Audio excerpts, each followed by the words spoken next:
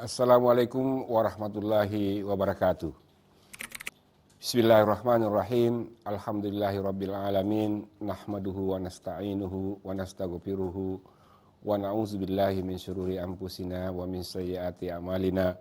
May yahdihillahu fala mudhillalah wa may yudlil fala hadiyalah. Wassalatu wassalamu ala Rasulillah wa ala alihi wa ashabihi wa man tabi'ahum bi ihsan ila yaumiddin. Amma ba'd. Pertama-tama marilah kita memanjatkan puji dan syukur kehadirat Allah Subhanahu wa taala karena pada hari yang penuh berkah ini kita masih diberikan kekuatan dan kesehatan untuk menjalankan tugas-tugas kewajiban kita. Selanjutnya marilah kita juga menyampaikan salam dan takzim kepada Rasulullah sallallahu alaihi wasallam. Beliau adalah khatamul anbiya'i wal mursalin. Sebentar lagi kita meninggalkan tahun 2024 dan menuju tahun yang baru 2025. Banyak catatan yang mesti direfleksikan khususnya bagi umat muslim di penghujung tahun ini. Yang paling krusial adalah soal penghargaan hak-hak sesama manusia. Mengapa ini penting menjadi refleksi? Karena Islam merupakan identitas dominan di Nusantara. Dalam beberapa kasus, jika sebuah masyarakat merasa mayoritas, mereka rentan menciptakan hegemoni dan diskriminasi akibat relasi kuasa itu.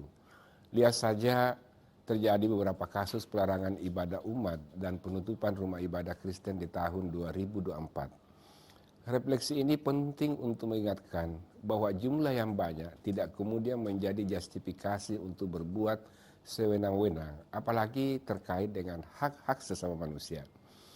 Sejak umat Islam menguasai berbagai wilayah di Jazirah Arab, Nabi Muhammad SAW telah mewanti-wanti umat Islam supaya tidak menzalimi penganut agama lain.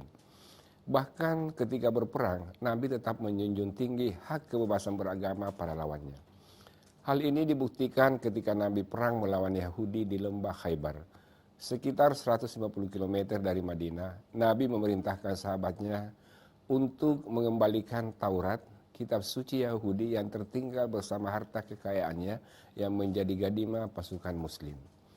Perilaku ini adalah komitmen dari sabdanya, ala man zalama muahidan au intakasahu au kallafahu fawqatahatihi au akaza minhu syai'an bigairi tayyib nafsun fa'ana hajijuhu yaumal qiyamah. Ingatlah, barang siapa menzalimi umat agama lain yang sudah mengadakan perjanjian damai atau mengurangi haknya atau membebani sesuatu di luar kemampuannya atau mengambil kebijakan yang tidak mengenakan hatinya, maka kelak di hari kiamat dia akan berhadapan denganku. Kata zalama dalam hadis di atas memiliki makna sebagaimana kata zalim dalam kamus besar bahasa Indonesia, yaitu tidak adil, kejam atau berbuat sewenang-wenang. Pesan untuk tidak menganiaya non-muslim disampaikan Nabi berulang kali. Alasannya ketika umat Islam semakin banyak dan menguasai suatu wilayah tertentu, maka rentan terjadi diskriminasi dan tindakan yang tidak adil terhadap pemeluk agama lain yang minoritas. Bagi Nabi, jumlah yang banyak bukan menjadi dalih bolehnya berlaku semena-mena terhadap yang lain. Sikap Nabi ini diteruskan oleh para suksesor kepemimpinan Islam seperti Umar bin Khattab. Suatu ketika Khalifah Umar belusukan di daerah-daerah. Umar juga pernah menemukan salah seorang pengemis, buta dan tua dari kalangan non-muslim. Umar bertanya, dari ahlul kitab mana engkau wahai kakek tua? Kakek tua itu menjawab, aku adalah seorang Yahudi. Umar melanjutkan pertanyaan, apa yang membuatmu seperti begini? Kakek itu menjawab, aku membutuhkan makanan dan kebutuhan pokok. Umar membawa kakek itu ke rumahnya dan membuat secarik memo yang isinya meminta petugas Baitul Mal yang isinya, tolong perhatikan orang ini dan orang-orang semacam ini.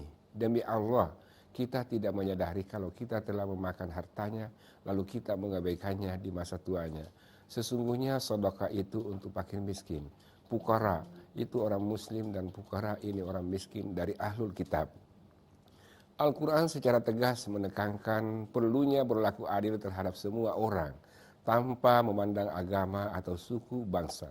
Surah An-Nisa ayat 135 menyatakan, Ya ayyuhalladzina amanu kunu qawwamina bil qisti syuhada lillah walau ala anfusikum awil walidaini wal aqrabina iyyakum ganiyan aw fakira fallahu aula bihima fala tattabi'ul hawa in ta'dilu wa in talaw aw turidu fa innallaha kana bima ta'maluna khabira.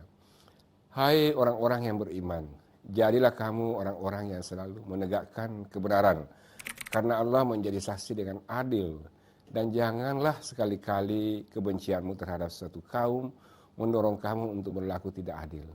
Berlaku adillah karena adil itu lebih dekat kepada takwa. Pluralitas beragama bukanlah suatu masalah di dalam Islam. Komitmen ini tercatat dalam sejarah Islam sangat toleran dan menjunjung tinggi nilai-nilai kemanusiaan meski bagi masyarakat yang berbeda keyakinan. Wahyu Tuhan dalam Al-Quran, sikap Nabi dalam sunnah, hingga akhlak para sahabat menegaskan perhargaan terhadap hak-hak umat agama lain. Ini adalah wajah Islam yang mesti ditampilkan dalam kehidupan sehari-hari di Indonesia, bukan raut penuh sentimen dan kebencian terhadap umat agama lain.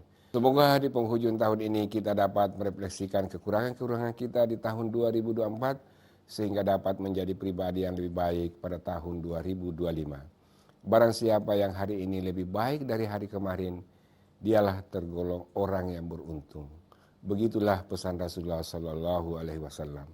Usikum wa ya bitaqwallah. Wassalamualaikum warahmatullahi wabarakatuh.